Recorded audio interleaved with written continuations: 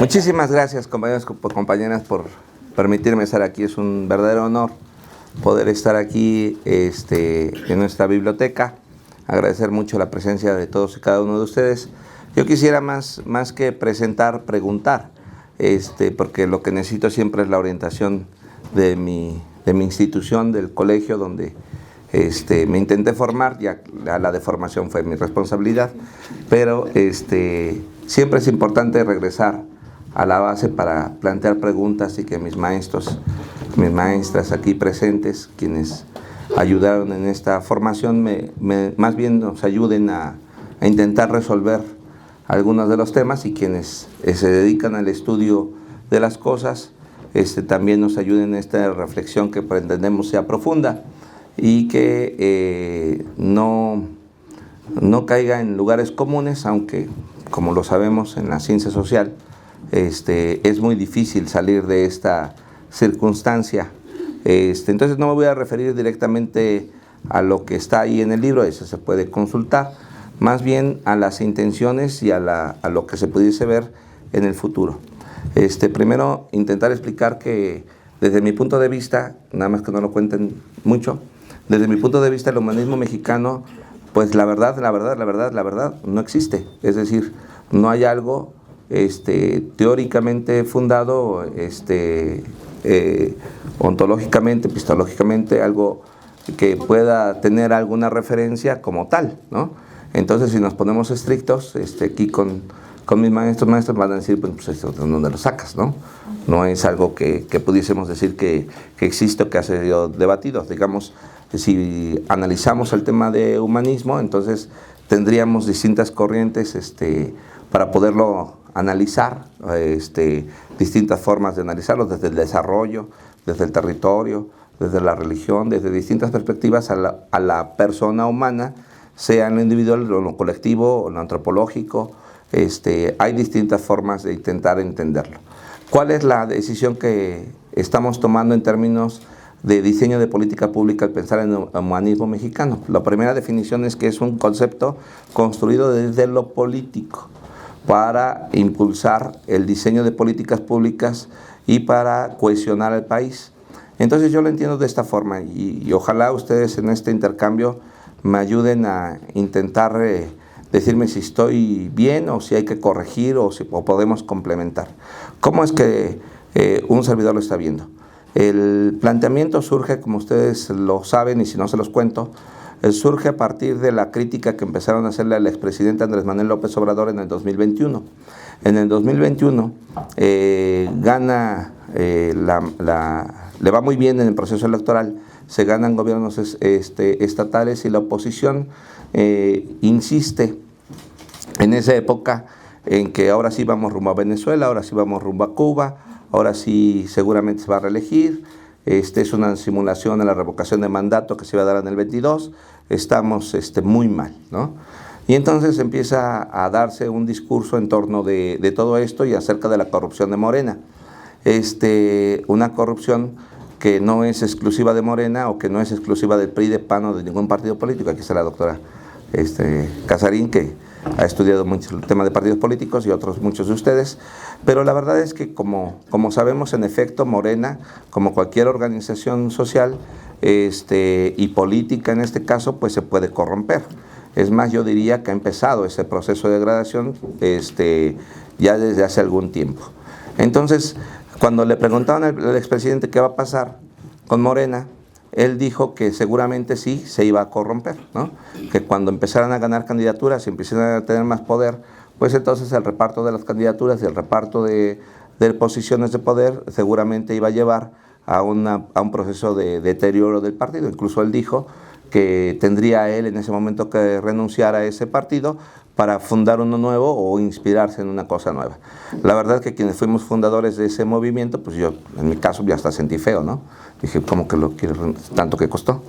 Pero lo empezó a explicar a lo largo de un proceso amplio de distintas explicaciones, y finalmente el 27 de noviembre de 2022 convocó a hacer una reflexión nacional en torno de lo que pudiera ser algo que convocase a las y los mexicanos a un proyecto de nación.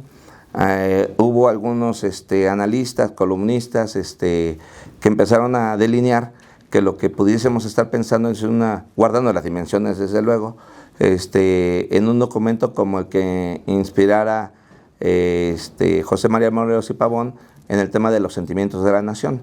Si recordamos el contexto de los sentimientos de la nación, su surgimiento se da precisamente durante la Guerra de Independencia. En 1813 es cuando ve la luz ese documento de sentimientos de la nación, y lo que intentó Morelos fue justamente aglutinar las distintas guerras en todo el país que se estaban dando a favor de la independencia. Hay que recordar ahí que lo que se planteaba es que para qué queríamos ser independientes y tener un rey ahora mexicano si teníamos un rey europeo. O sea, había mucha gente que no veía sentido en un proceso de independencia. Decía, pues, ¿como para qué? ¿Para qué queremos ser independientes? ¿Qué ganamos, no? Y de ahí los postulados de sentimientos de la nación que plantearon uno de los más famosos y de los que más hizo eco en la sociedad de aquella época fue que de lo que se trataba era de moderar la opulencia de la indigencia, es decir, que nadie fuera tan rico y que nadie fuera tan pobre, buscando la dignidad humana de los mexicanos de aquella época. Siglos después, ya en el siglo XXI, lo que plantea Andrés Manuel es que si eso lo hemos logrado o no. Y él dice que no, que lo que tenemos es ahora una riqueza muy acumulada en los deciles más altos y una pobreza, gran pobreza, ¿no? Y que estamos hablando del 2022, y lo que se tenía que hacer era seguir mejorando las condiciones materiales de los trabajadores y seguir buscando una prosperidad, una felicidad compartida y un desarrollo compartido. Y pone de ejemplo el tema de los salarios, que ayer, por ejemplo, se anunció el 13% de incremento, y pone de ejemplo muchas otras políticas por medio de las cuales se tienen que fundar poniendo al centro a las personas y no a las instituciones. Haciendo la diferencia de las instituciones, yo creo, pensando, no lo sé, pero intentando entenderlo, de la época del callismo, ¿no? De la época de Calles, cuando impulsa todo el tema de la creación de las instituciones, hasta la época del desarrollo estabilizador, luego la época de la neoliberal, y luego esta época que intenta definirse apenas. Es decir, esta cuarta transformación no alcanza para explicarse por sí misma en torno de las otras tres transformaciones. Necesitamos algo más profundo. ¿Qué es eso profundo? Yo creo que no lo sabemos. O sea, yo creo que tenemos enfrente de nosotros un proceso de debate que tenemos todavía que dar aquí en las instituciones, pero también en la sociedad, acerca de qué pudiera ser esto de humanismo mexicano. Y lo que hace es un planteamiento, ese 27 de noviembre, en el discurso después de la Cuarta Marcha del Pueblo, hace un planteamiento y hace la propuesta de que se podría llamar humanismo mexicano y dicta algunos principios. Ya en el Plan Nacional de Desarrollo, que se publicó en abril de 2025, ya por la presidenta Claudia Sheinbaum Pardo, ella ya incorpora en la introducción del Plan Nacional que esos 100 compromisos que están ahí están basados en la ideología de humanismo mexicano. Y uno se pregunta, ¿cuál ideología? O sea, si revisamos posiciones de izquierda, las posiciones de izquierda están claramente definidas de manera internacional, socialdemocracia, ¿no? Entonces, humanismo mexicano como una propuesta de una izquierda distinta, o sea, o a qué ideología se refiere, podríamos ser, si queremos ser críticos de este proceso. Entonces, no queda muy claro a qué se refiere. Y luego ya hace un planteamiento ella intentando definir que el humanismo mexicano se refiere a buscar la felicidad y la prosperidad de las personas de manera compartida, no en lo individual, sino en lo colectivo. Lo va diciendo a lo largo del Plan Nacional de Desarrollo y también lo ha dicho en distintos discursos, ¿no? Y la clase política mexicana se ha movido en torno de eso. Yo creo que muchos de ellos, muchos de nosotros, déjenme incluir, sin entender mucho de lo que hablamos, más bien soltando frases que vienen de la propia presidenta o del expresidente, pero sin una reflexión profunda acerca de lo que significa tomar una posición política ideológica y cómo éstas pueden influir en el diseño de las políticas públicas o en el diseño de la propia legislación. Termino en esta primera intervención diciendo que si esto es así, entonces la siguiente pregunta es ¿hacia dónde podríamos avanzar con ese tema de humanismo mexicano? ¿Cuál podría ser la perspectiva de construcción de esto? El presidente Andrés Manuel, ahora el pasado sábado, domingo, el pasado domingo, que sale con su video para presentar el libro de grandeza, en donde justamente lo que quería hacer, y así lo prometió desde que se fue, que iba a se terminó, que iba a regresar solamente, que diga, iba nada más a salir para presentar su libro, lo hace a través de este video, y lo que dice ahí en algún momento de esos 43 minutos, si no mal recuerdo, dice en algún momento que el humanismo mexicano tenía dos pilares.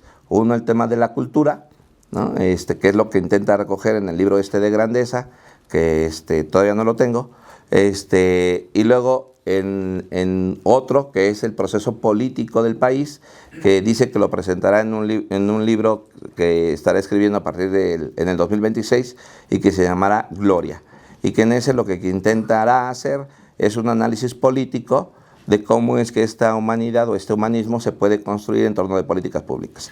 Entonces, lo que estamos viendo pues es, por ejemplo, ahora sí cierro, ya me pasé. Estamos viendo cómo, por ejemplo, el tema de política universal, de la pensión de adulto mayor o de las becas, lo que buscan es justamente creer que la humanidad es buena por naturaleza. O sea, es una postura más de esta idea de que somos buenos por naturaleza y que por tanto solamente necesitamos apoyos universales y no meritocráticos, es decir, no del lado de los que creen que solamente algunos son buenos y algunos aprovechan, ¿no? Más en contra de la postura de Hobbes, ¿no? De pensar que el lobo es el hombre del lobo y que somos malos, nuestra esencia es la maldad. Entonces la postura humanista es que somos buenos.